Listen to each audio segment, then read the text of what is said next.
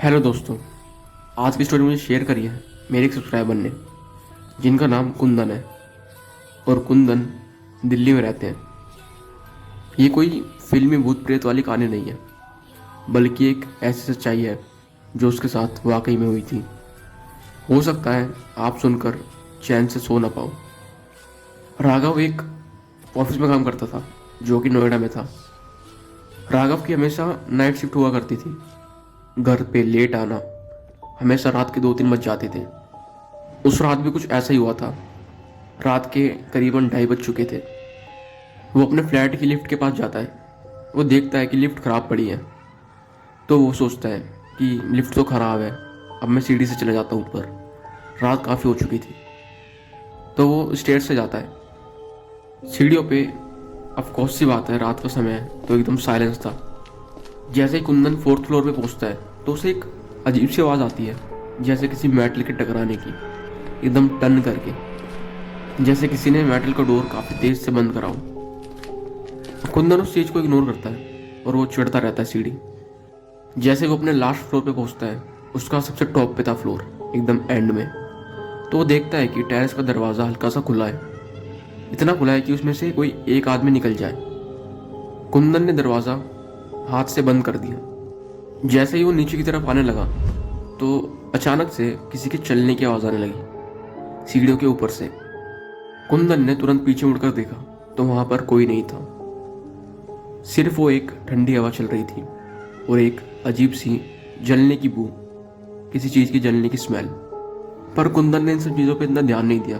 उसने कुछ ज़्यादा सोचा नहीं। वो अपने रूम में आकर फ्रेशन अप होके सो गया था और अगली 2 रातें बिल्कुल नॉर्मल थी। लेकिन जैसे ही कुंदन तीसरी रात अपने घर आता है 2 बजे, तो टेरेस का दरवाज़ा दोबारा पहले की तरह ही खुला था। इस बार थोड़ा और ज़्यादा खुला था। कुंदन ने इरिटेट होकर देखा। उसने काफ़ी तेज़ लात मार के डोर बंद कर दिया और वो बोलने लगा कि डोर कौन खुला छोड़ देता है इस टाइम पे।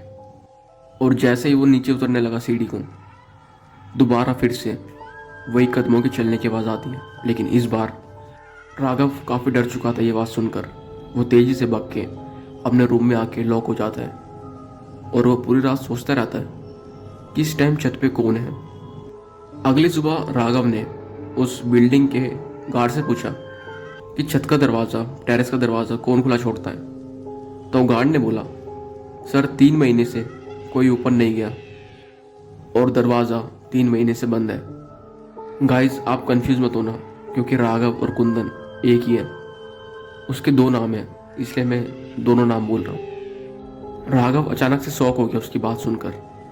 वो सोचता है कि आखिर 3 दिन से वो दरवाज़ा अपने आप कैसे खुल रहा है। उसने डिसाइड किया, आज देखते हैं सच में ऊपर क्या हो रखा है।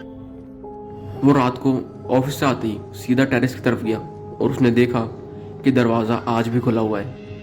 और वो देख रहा था कि दरवाज़ा आज खाली खुला नहीं था, वो अपने आप ही खुल रहा था और धीरे से बंद हो रहा था, जैसे कोई हल्की सी फोर्स उसे खींच रहा था। वो धीरे से पास गया।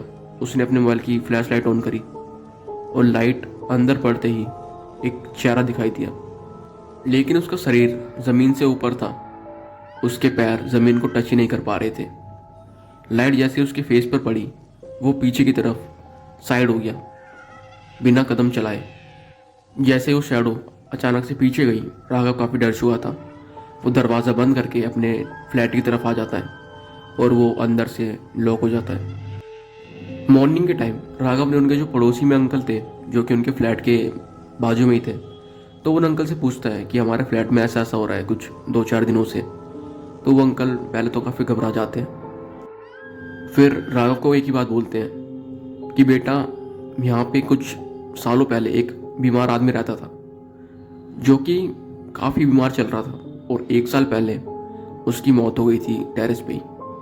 तब से हमारी बिल्डिंग के टेरेस का डोर हमेशा के लिए बंद कर दिया गया था।